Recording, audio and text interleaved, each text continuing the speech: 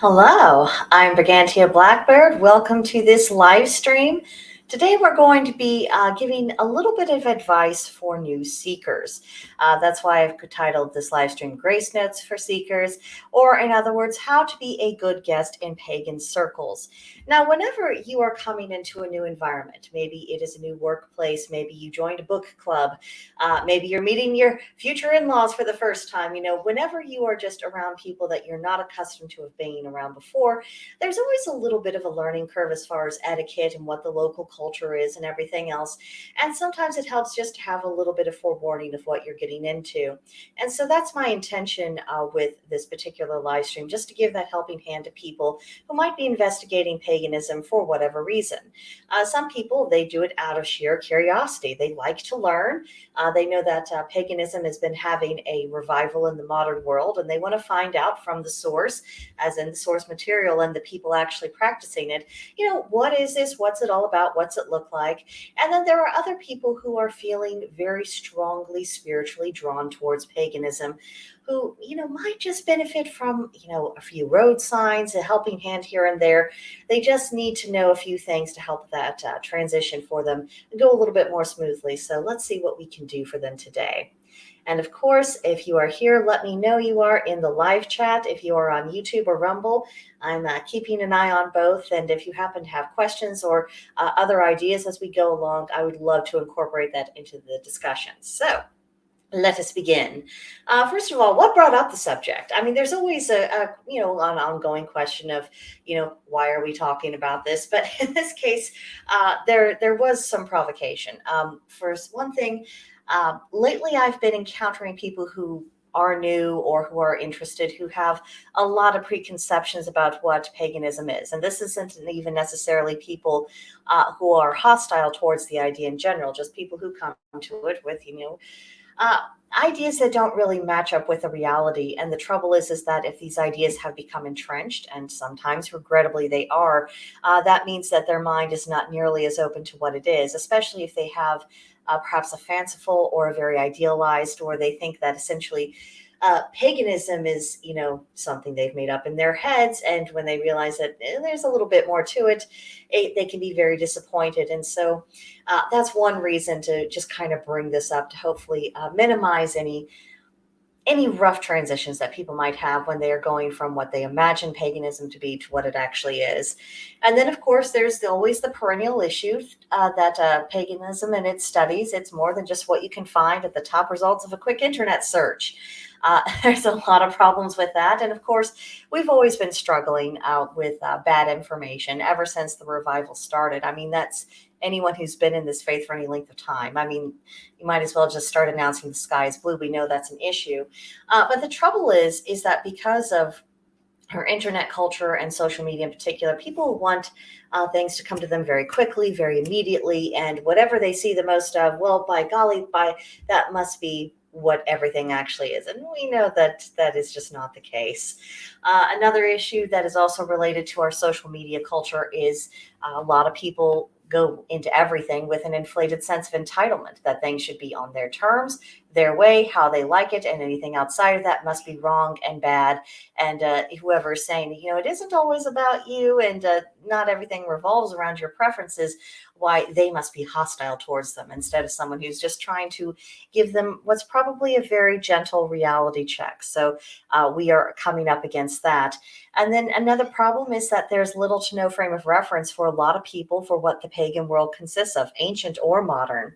And we can blame a little bit of that on, the propaganda through the years from the church, because the church was trying to get rid of a rival religion, and that had an effect. So of course they made us look worse than what our ancestors probably were. But then we also have issues with what the pagan world really is, that has to do with problems in our modern era. We know that when the revival started, that was just about when the sexual revolution was going on and people were exploring Marxism. And instead of realizing that paganism is not really about those things, people swirled it together and confused the issue. And pagans ever since have been trying to show that these are separate things, and that so a lot of the politics that pagans feel in sympathy with are actually at odds with their value. And the trouble is that creates a very confused perception to the rest of the world. People are either encountering people who have not really wrestled with this particular issue, but it's not, you don't actually have to know what you're doing in paganism in order to get a large social media following. I haven't cracked the code myself, obviously, but there are some people who excel at being popular and saying the things that they need to say to gain their followers. It's easy for them to present this image to the rest of the world, and of course, that image is very seldom has anything to do with reality. And then, of course, ignorance, this cultivated ignorance on both sides, is creating problems for everyone. So that's really what motivated me to start getting into this. And anyone watching, you've probably experienced this for yourself firsthand, either when you began your studies or when you've encountered other people who are at the very start of theirs. So, I mean, we know what this problem is. And I thought that in effort to start combating this problem, we might start with a little bit of etiquette. It's not a lot. I just brought up, 5 little things, so it should be fairly easy for anyone to remember. And the first thing I would like to say to seekers is just remember and keep in mind, you are new to this. You have a great deal to learn. No one holds that against you. All of us were at one point in our journeys in the exact same position that you are at now. Just essentially, I don't know what I don't know. I'm drawn to this for whatever reason. I need to explore and find out what all of this is. But it is good to remember and come into this with a spirit of modesty and humility, because you're going to have a lot of preconceptions corrected along the way. And the people offering those corrections, they are not going against you. They don't dislike you. They're just trying to save you a little bit of trouble if they possibly can. And also to try to convey information and our practices as accurately as what they possibly can, so that people can make intelligent and educated decisions about, is this a faith they really want to explore? Do they want to find their place within it? Or do they think they'll find their spiritual home elsewhere? So just keep in mind that you are new. People are going to be dealing with you on that basis. And of course, it's okay not to know things, but what isn't okay is to tell the people who are knowledgeable that you know more than them, or that because they gave you an explanation 5 minutes ago, sometime so you are now on terms of equality with them when it comes to knowledge and understanding. That isn't the case. That's, again, where having an open mind and setting aside personal vanity is going to be very helpful to people who are sincere seekers. Third point is that questions are, of course, are welcome. They really, really are, when those questions are asked in good faith. Now, the reason why I added that caveat in good faith is because if you're pagan and you've been on the internet for longer than 30 seconds, you have probably come across people who were just out there trolling, people who belong to other religions who are trying to discredit paganism in some way. They're coming in hostile, and they've got their list of questions that they're going to rapid fire at whatever pagans they can get to talk to them. And they have their preconceived notions about what the correct answer is, and anything that doesn't match up with their preconceptions. Oh, you aren't admitting what you are, and I know better, and this and that. And you get to come across enough people with that attitude, your tolerance threshold for that kind of cheekiness really goes down a lot. And another thing is that sometimes people, they're asking questions, but what they're really looking for is for affirmation of their own opinions.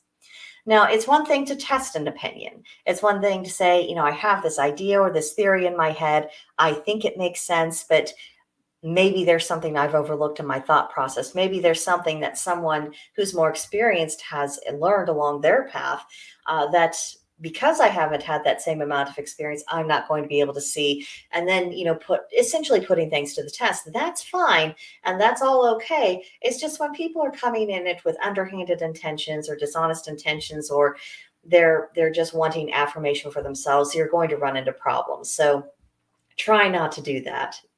And also try to be polite. If you are told that you put a foot wrong, someone alerts you to it, try to make adjustments to it. There's always going to be faux pas. And of course, if you are new to a community, there's going to be perhaps sensitive issues that they've already learned the etiquette about it, that, there's a way to discuss this or a way to go about certain things without, being unduly offensive, and because you're new, you don't know, and no one will hold that against you. Okay, no reasonable person will hold that against you. But if you are told that, okay, that was actually kind of rude, for X, Y, and Z reasons, so maybe you don't approach it that way again. Maybe it would be better to come at it from a different angle. If you know that, and then you continue to do the same thing over and over again, people are just going to conclude that you're there to be disrespectful, or that you just don't respect them personally. So that is going to be getting in the way, because you could be offending and people who would be otherwise willing to be very helpful to you, to provide guidance, or to be able to kind of point you in the right direction of resources that would be useful to you. But if you go out of your way to antagonize them, they're going to be like, I think that kid's going to be okay. The school of hard knocks. I think that's what they actually need. So the way you behave, it is going to shape your experience once you come into contact with other pagans. And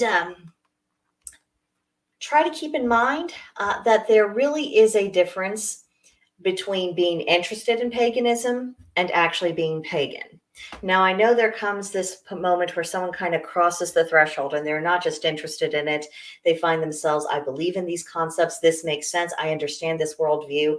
I'm putting certain pagan principles into practice in my own life. And that's when you actually start being pagan, when you are taking it seriously. And this is more than just an intellectual exploration. You're doing something with it. It's having an effect on your life, and by extension, who the people who are in your life and around you. But there is a difference between someone who's just like, that looks cool, and someone who's actually practicing. So, I don't want to use the British expression of understand your place, but I will say that just remember where you are actually at. Remember, there's a difference between you as a seeker and people who've been at this for years or even decades, or people who might be part of a multi-generational chain of people who have kept certain pagan beliefs and practices alive. Just understand that. Understand that. You'll have a better experience. Now, let's dwell a little bit on some of the consequences of history. The modern revival of paganism, it really started to gain steam in the 1950s. That's when a lot of the anti-witchcraft laws in Britain were repealed. And then about 10 to 15 years later, that's when everything started getting imported into the United States. So all in all, modern pagans have had less than 100 years to rebuild. 100 years is not a lot. We're not even talking about, let's see, we've got 50. So let's say people who were adults in the 50s. So that would be my grandparents' generation. So let's see, I'm 42. So I suppose if I had children that were very unkind to me, I could technically be grandmother by now. So at most, we've got about 5 generations worth of people who have been alive and around for this modern resurgence of paganism. In historical terms, that's absolutely nothing. And then when you consider about how the historical record of ancient paganism is very incomplete, and that was deliberately created thanks to the church, because again, they were having to establish their power base. They had to get rid of their rivals. So because of that, we are doing the best that we can, because it isn't as simple as just opening a book of saying, and these were the beliefs of ancient pagans, and these were their practices, and this and that. I mean, people had to really start from scratch, tracking down what remained of the folklore and of the mythology, having to piece together what seems to have been little inserts and alterations done by Christian monks, because even if they were trying to write down a faithful record, remember, these monks still had to answer to the church authorities, who would, not really care for it if they concluded that a particular monk who, I'm just writing down the people's stories, no, we think you're actually promoting the other belief system instead of the church. So, off to the pyre with you. There are reasons for why corruptions did creep into various texts, and we have to unravel that. And of course, that requires a great deal of not just philosophizing, but also of looking at translations, trying to find the earliest that we can. And then if you are investigating Celtic mythology, oh, that is a tangled web. It's difficult for a reason, and it is going to take more than the 70 or so years that we've had, in order to have a little bit more cohesive enough of an idea of, what things were consistent around the pagan world, what things were specific to particular regions or peoples or language groups. We are in the process of not just discovering that, but also thinking about what that implies for us in the modern day, because we are already observing that pagans, based upon where they are living in the here and now, they are having different experiences, even different kinds of relationships with their gods. There's a lot to explore, a lot to establish. We are pioneers. And also keep in mind, because of this incomplete historical record, because we are now a generation of pagans who are living on a continent that was largely unknown to our ancestors, certainly not a place they frequented, uh, just there that comes with consequences, and there are going to be very good and honest reasons for why we have theological differences amongst ourselves, and that is why you will encounter a wide range of opinions. It's not because no one knows what they're talking about and no one can get their story straight. It's just that it's not so simple or straightforward. And if we were to look at, our brethren on the monotheistic side, I mean, think about all the religious controversies they've had over the years and still have today, and different ideas they put forward in books and sermons and everything else. Some of their differences of opinions, and it is a bit reflective of our politics of the day, and some of it really is a little bit more honest and more fundamental to the source material. For instance, they always have issues with translations. I mean, we certainly do with our mythology, but they do as well. And then if someone has a slightly different translation that suddenly clarifies a spiritual point for them, that's a pretty big deal in their world, where we do experience something similar on our side. And there's reasons why people, depending upon what information they've come across, how much emphasis they really place upon one historian or academic's opinion, there's reasons why we come to different conclusions. And also, you might keep in mind, another complication of our history is that a lot of modern pagans have a very complicated history, a personal history with religion in general, particularly depending on how they were raised, what that environment was like. If they changed religions, it's one thing if they weren't really raised in a religion before coming to paganism, but if they had a very defined religion before, and the business of leaving that and then coming to another one, and how long in between was all of this, was there an overlap? It can be very difficult for people, particularly if they've maybe had difficulties with friends or family. Some people are still very afraid to come out of the broom closet because they're afraid of losing their family relationships, and you don't really want to throw those things away if you can possibly avoid it. So that's one of the reasons why there is a little bit, almost to a fault, if I'm going to be open-minded about everything. It is reflecting of just what it's cost them for their own personal explorations, and they're trying not to impose a penalty on anyone else. And so that does make it a little more difficult for people really to come to agreement about things that, if we didn't have that external pressure, I think we might have, more or less have more common ground and more agreement about certain things. But our own personal religious histories take a toll. And, people, depending on whether or not it was a traumatic experience or a good experience, they might have some healing to do. And they're going to be at different stages of that healing. And there's going to be times when, those nerves are a bit sensitive for them. And, they might say, I'd be open to having this conversation another day, just not today. And if you're a new seeker and you hear that, give them the time and the space that they are asking for. You don't know what they're dealing with, and they may not know what you're dealing with on that particular day, but there's a lot of motivation to show a lot of forbearance with one another, and also just to allow people a little bit of space within their own personal bubble when they are needing that psychological space. There's hardly any conversation that can't be tabled and then brought up another day. Something to keep in mind. And the long and short of that is that modern paganism, on account of these factors and many others I didn't, have time to really incorporate into this presentation, modern paganism, we are still getting back on our feet. That's the reality of it. We are still the pioneer generation. That is what it is. So if you are ever wondering, why isn't there more organization or anything else like that? Well, that's why, dear. We are in the wild west of spirituality. Give us time to establish our farmsteads, and then we'll talk about building towns and schools and everything else. So a few basics for any of the new seekers who might be watching this.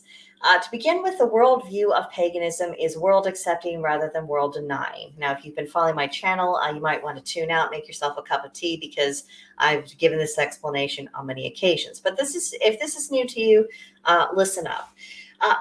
In world accepting spirituality, there is not this division between the soul and the body and the physical world and material world the way there is with world denying religions. With world denying religions, it's all about what happens to you in your afterlife. Are you able to successfully separate your spirit from your body? Can you leave this world of physicality behind? Can you just be a spirit and free and all this other that? That's the goal of world denying religions. It's getting to heaven, it's getting to nirvana, things of that sort. Rather than world accepting, it's this business of your state of matter, whether you are in corporeal form, like we are right now, or if you are in more spirit form, because you've crossed over the veil after upon physical death. These are just stages of existence, and it is all cyclical, and things go in an endless cycle. And deity is immanent, meaning deity is infused and connected to everything that exists in the world. And there isn't that separation. You aren't trying to tear these things in two.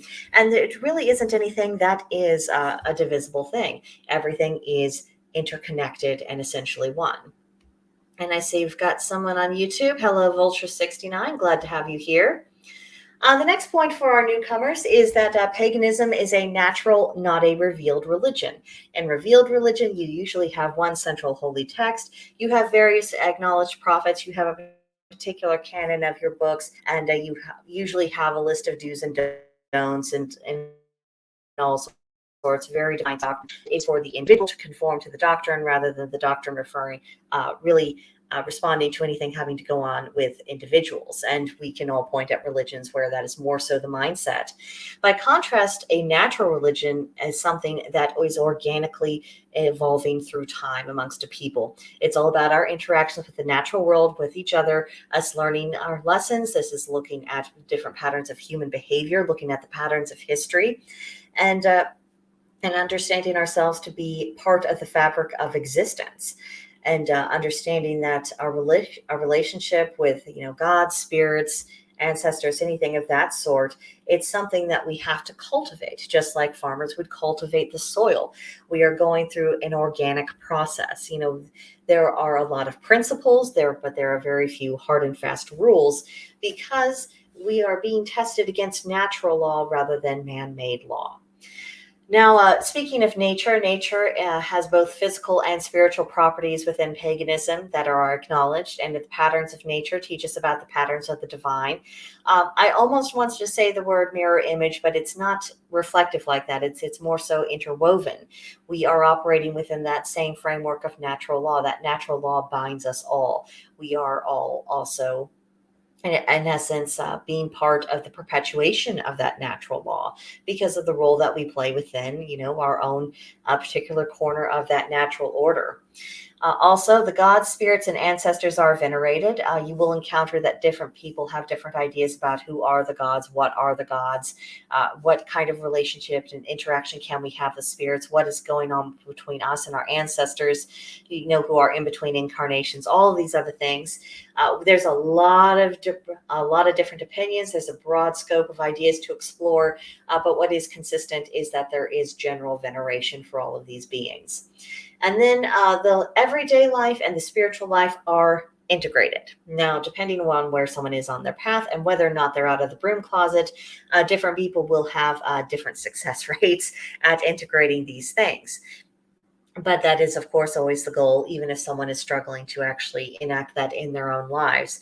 And then holy days are grounded in natural cycles. That is why you are going to find a lot of agricultural metaphors or things having to do with, what is going on with the weather or with the nature itself for any particular celebration. And it's also why the solar and lunar cycles are significant in paganism, because it's all about our physical world being that same reflection of the spiritual world. So that's a few basics ideas for any new seekers to take into their studies with them. Something, if you carry these few ideas in with you, it's going to make a lot of things you're learning about make a lot more sense a lot more quickly. Now, as for starting points, you can do no better than reading the lore. We have the Eddas, we have the Mabinogion, we have Greco-Roman myths. I mean, choose your pagan society, you're going to find some kind of stories that you can read from. And essentially, these were the stories uh, that really comprise the spiritual instruction for our ancestors. That and, the common folk traditions, but these are things that were born of those myths and their understanding of the gods and the spirits of the land and the expectations of their ancestors. So, um, before you really even go into looking at what do experts say about this, that, and the other, just read the stories in and of themselves and ask yourself, what do you think? Does this mean something more to me than just an entertaining story or an exciting story? Is it reaching me on a different level, or is this just a story that I read? Because you do need to ask yourself these questions as you go through the process. Another thing to research are folk proverbs and customs. I emphasize things like the Havamal and the Celtic triads a lot because these were folk proverbs. These were things that people lived by. These were things that if you did something silly, your grandmother would quote and nag back at you. The customs of how people, went about their daily lives, what were the norms of these ancient pagan societies. This is really going to be a good way for us to tell who our ancestors were in these pre-Christian times. And we can take principles from that and as we form our own pagan societies. Then you can investigate common pagan holidays. A lot of people, they come across the Wheel of the Year first, even though that's more so of a Wiccan cycle of the holidays. All of those particular celebrations, they're not only reflections of natures and different points in the astrological year, solstices, equinoxes, and whatnot, but also you will find that they are the amalgamation of echoes of other festivals that existed and a variety of pre-Christian societies, namely the Celts, the Norse, and the Germanics, the Teutonic peoples, certainly the Greco-Romans. You see these common themes, being celebrated year in, year out. And from there, once you have a general idea of what they are, there's going to be a planting festival and a harvesting festival. There'll be times when we celebrate the living, sometimes when we honor the dead. All of these various things. Once you see the actual pattern, then you can investigate things a little bit more deeply into particular traditions, whether it's a people group or a certain religious society, whatever it is. It's a good introduction. It just helps get you started and introduces you to the mindset of what it is we celebrate and why. And then, and you cannot escape this if you're going to make any kind of spiritual progress at all, read pagan books. I know we're all broke right now. The economy sucks. We don't have a lot of money, any of us, to be spending on getting books. However, we do have local libraries, most of us. A lot of people have Kindle. There's a lot of different pagan books. They're not necessarily the most earth-shattering ones, but they're enough for a person to get started with that are available on Kindle and other kinds of devices. And of course, the local library can be a very good resource. That's where I found my very first books that got me started on my path. I went to the library and I just looked. It can be done. And, there are certain resources available online. It might take you a little bit longer to find things. But I mean, if you're serious about this and this is something you really want to learn about, you'll make the effort. That's the thing. And then, of course, what you can also do is reach out to pagans on social media and politely ask if they would be willing to discuss their practices and their opinions on a variety of things. And, they can say yes, they can say no. Again, I think when you ask politely and you make it clear that you are coming out of this with very honest and sincere intentions, I think you're much more likely to get a favorable response from people. So always remember, attitude does count. Next, personal responsibility. Don't we just love talking about that? But personal responsibility is at the core of all of paganism, regardless of what tradition or branch of it is. Never forget, if you are a new seeker, that this is your spiritual journey. Emphasis on your. You are the one who has to walk on this journey. You are the one who has to open your eyes and your ears and explore. You are the one who is actually going to have to put forth the effort. So do not expect to be spoon-fed. We do have good teachers. We have some sucky teachers out there, but we do have good teachers, and they are very helpful to clarify things, to make things a lot more straightforward. But you will always be encouraged to go back and do your own reading, your own research, and really think about things and put ideas to the test. Don't expect other people to do that work for you. And this is really something that's sticking in my craw. I recently had a rather astonishing experience from someone who had somehow garnered the idea that paganism consisted of nothing more than a love or an appreciation of nature. And that was all that it was.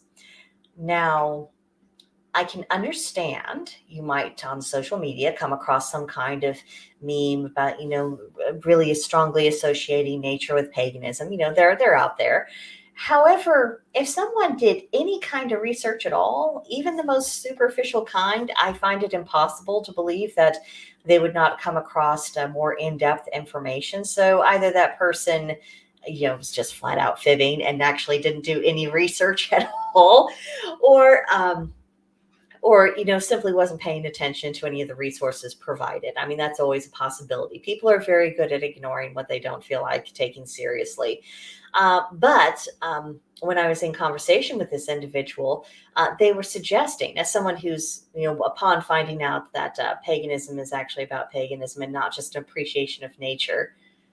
Ooh, I tell you, it was actually very funny. This person went to a pagan gathering and was astonished to find people performing rituals and hailing the ancient gods and being interested in things like divination and astrology and looking into herbology and all these other various things that are very, very normal in the pagan world. But for whatever reason, they managed to go there and not realize those things were normal and were, mystified and disappointed that that was the case because they weren't interested in any of that. But this person, upon deciding that they weren't interested in paganism at all, was counseling me, who had spent a considerable amount of time explaining in pretty in-depth some very basic things, started telling me how things ought to be taught and the obligation pagans had and this and that and everything else. And I'm thinking, So you want me and every other pagan who's earned their stripes and is worth their salt, who've done countless hours of reading and research to tread through tomes that may not have been at all interesting and very poorly written.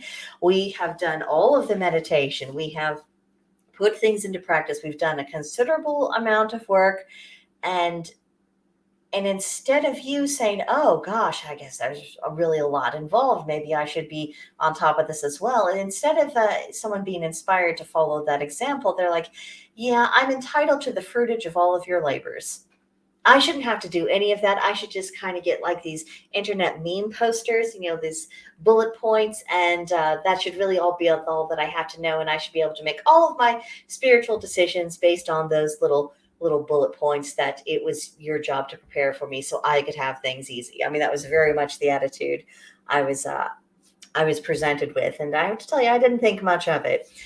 So definitely do not expect others to do all the work for you. And the more you act like it's their obligation to do all these things for you when they had to take the trouble to learn these things for themselves, don't be surprised at the reaction you get. There's a reason why I have emphasized modesty and politeness in this presentation. Another thing related to your own personal responsibility if you are a seeker is don't expect to know everything all at once.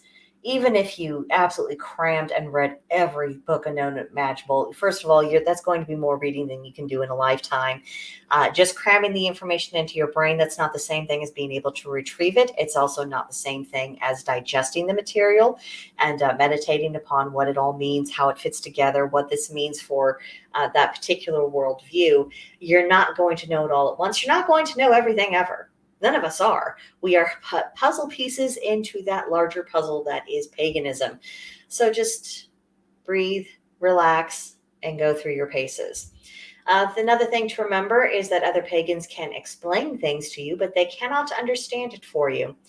And I've been worried, and for a long time, I've been repeatedly bringing it up on these live streams and in other formats about the difficulties of communication, because a person can do their very best to say things as straightforwardly, as simply as that anyone from 5 to 95 should probably be able to get the gist of what you're saying, and yet other people consistently misunderstand. And then at a certain point you begin to wonder, do I really suck at explaining things, or is someone else, do they have such a distorted filter through which they're taking in information that it doesn't matter what you say to them, because they're not operating on the same plane of reality as you are. And that is a difficulty. That is a very real difficulty. And again, I think social media has done a lot for this, because people tend to have very curated feeds. They like what they like, and they're getting all of these things that they feel comfortable with, that reinforce everything they already believe. So when they're being asked to, you don't have to believe this necessarily, but you might benefit if you looked at X, Y, and Z from a slightly different perspective, they really struggle with that, because they've had all of this conditioning to do the exact opposite. So I think as a community, we are absolutely coming up against that difficulty. And we're just going to have to muddle through and just have faith that the people who are sincere and are actually, they belong to paganism, and this is a good path for them, that they'll eventually slog through whatever they have to get through. At a certain point, you've done your best, and the rest is just up to the seeker. Also remember that paganism is a practice, and no one can practice on your behalf. And this doesn't mean that everyone's practice is necessarily as vigorous as everyone else's. It doesn't necessarily, it's not necessarily comprised of the exact same activities, not by any stretch of the imagination, but it is about the doing. Not just the reading, not just the theorizing, not just the opinionating. It's about the actual doing. Without the doing, someone can be said to be a student of paganism, but it's a bit much to actually include them as part of the club, because it is all about the doing. I mean, can you imagine our ancestors, if you expected to be considered one of them, but you didn't do any of the things that they did? I just don't think that that would have passed the smell test. Wouldn't have cut it. So if you are a seeker and you want to be pagan, just expect to do the work. That's all. And it does take time. Even if you are absorbing in what you're learning, it really makes a lot of sense to you. You can see how it relates to the real world, because again, the real world, the natural world in particular, natural law, that is the ruler by which we measure everything. And even if you are also applying pagan principles in your life, becoming pagan is still a process, not an event. And there's a lot of soul searching involved in it. And that just takes the time it takes. And it might take a surprising amount of time for you, because as you go through this soul searching, you might uncover that you've had perhaps some deep-rooted opinions that you really struggle with, or that there are things that perhaps were bothering you that, you weren't really consciously aware of. But as you've been kind of re-examining every aspect of life, some things can come up, and it takes the time that it takes.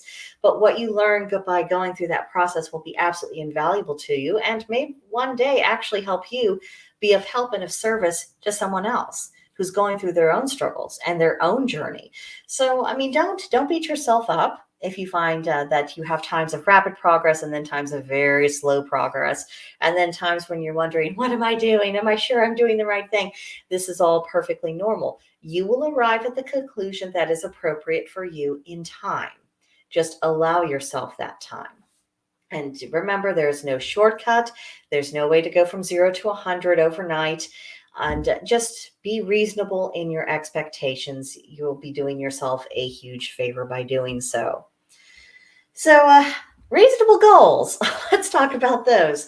To begin with, and you have to be honest with yourself, how much time do you realistically have available for study?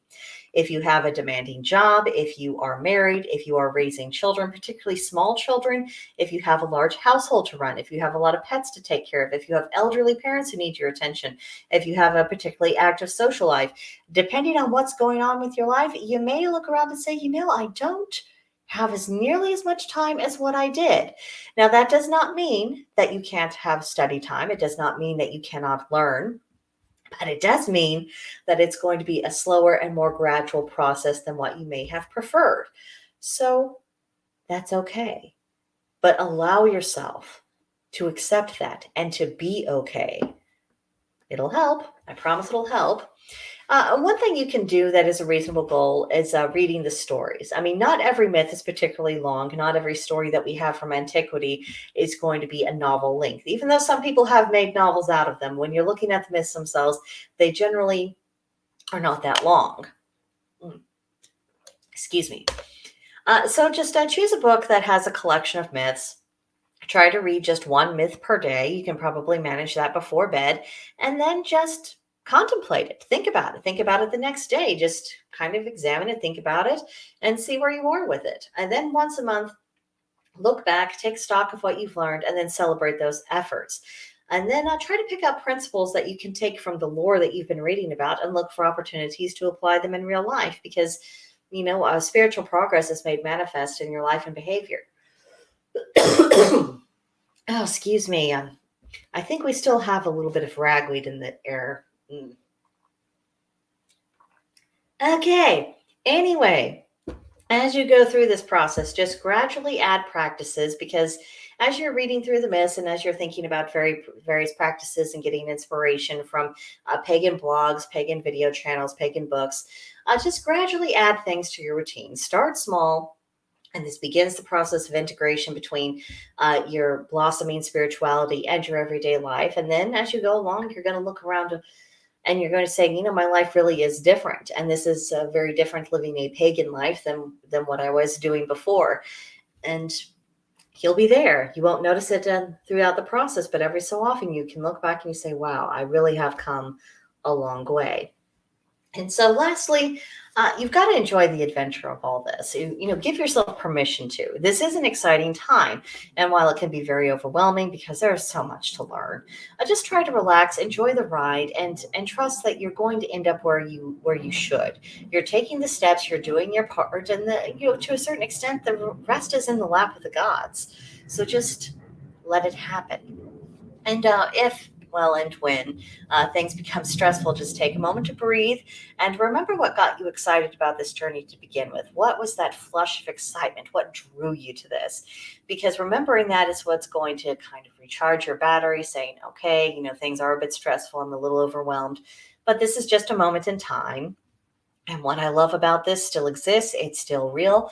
And I'm still going to be able to enjoy that. I just got to kind of deal with this patch that I'm going through.